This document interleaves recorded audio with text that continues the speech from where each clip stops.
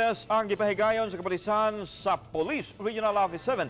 Samtang tulo ka mga pulis sa riyon ang nagpositibo sa drug test ni adtong Hulyo 1. Si Chuna Carion sa report.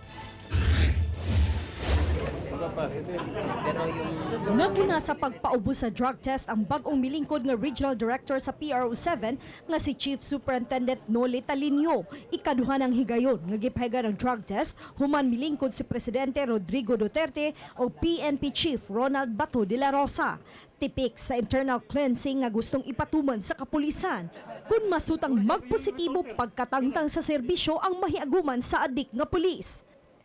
Niadtong Hulyo 1 sa paglingkod ni PNP Chief de la Rosa sa katungdanan, tulo sa 500 ka mga police officers nga mga sakop sa Highway Patrol Group, Dalagit Police o sa lalawigan sa Bohol ang nagpositibo. Hinuon ipaubos pa sa confirmatory test. Samtang gipaubos na sa summary dismissal proceedings ang usa ka pulis human mamatud ingat tigamitan sa gidiling drogas human sa drug test ni adtong Mayo 23. When we conducted that surprise drug test, hindi na siya nagpakita.